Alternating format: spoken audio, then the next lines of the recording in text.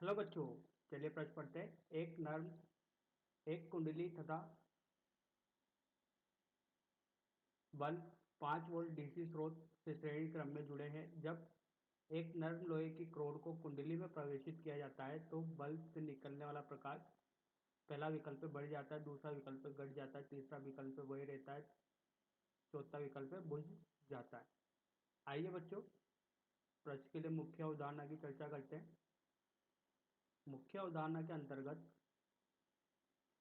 समझेंगे किसी कुंडली से बद्ध किस तरीके से चुंबकीय फ्लक्स में परिवर्तन होता है। तो बच्चों, यहाँ से कुंडली से बद्ध एक परिवर्तित चुंबकीय क्षेत्र लगाया गया है। इस परिवर्तित चुंबकीय क्षेत्र की वजह से फ्लक्स में परिवर्तन होगा।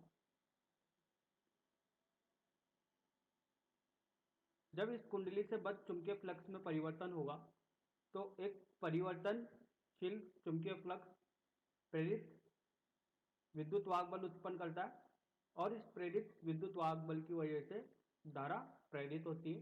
तो फेराडे के नियम से हम बोल सकते हैं कि प्रेरित विद्युत वाहक बल होता है ऋणात्मक डी फाई बटे डी टी के।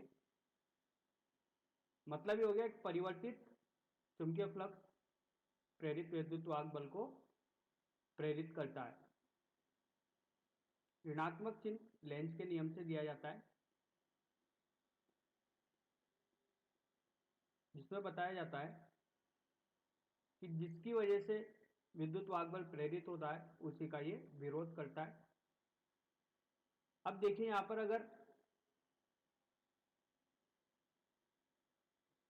इस कुंडली से बद्ध धारा में परिवर्तन की जाए तो परिवर्तित धारा एक परिवर्तित विद्युत क्षेत्र का निर्माण करती है और विद्युत क्षेत्र की वजह से विद्युत फ्लक्स में परिवर्तन होता है। अगर ये धारा आपन के पास दिष्ट धारा है तो यहां पर कोई प्रेरित विद्युत वाहक बल उत्पन्न नहीं होगा। प्रेरित विद्युत वाहक बल उत्पन्न कराने के लिए धारा प्रत्यावर्ती होना जरूरी है, अदरवाइज प्रेरित विद्युत वाहक बल उत्पन्न नहीं होगा। आइए बच्चों, इस मुख्य उदाहरण के आधार पर प्रश्न को हल करते हैं। और बोला गया है कि एक कुंडली है, इस कुंडली से श्रेणी क्रम में एक बल्ब लगाया जाता है और 5 एम्पियर की दिष्ट धारा प्रवाहित की जाती है।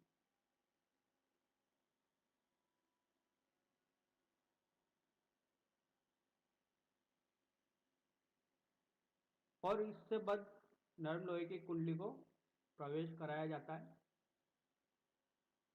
एक नरम लोहे की रोड है, इसको इसमें प्रवेश कराया जाता है।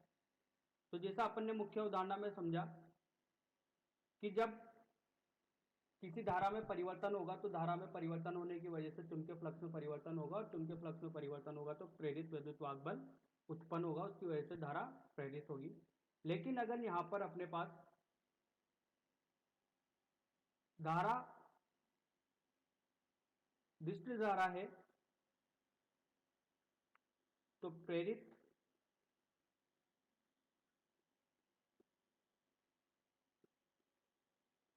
चुंबकीय फ्लक्स में कोई परिवर्तन नहीं होगा,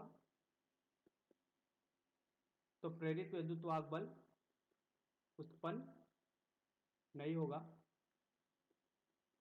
प्रेरित विद्युत वाहक बल उत्पन्न ही नहीं होगा क्योंकि यहां पर अपने पास धारा स्रोत दिष्ट धारा स्रोत है, इसकी वजह से कोई चुंबकीय फ्लक्स में परिवर्तन नहीं होगा, तो प्रेरित विद्युत वाहक बल भी उत्पन्न नहीं होगा।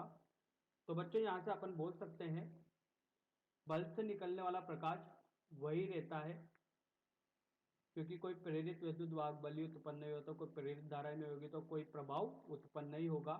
आशा करता हूं आपको यह समझ में आया होगा। धन्यवाद।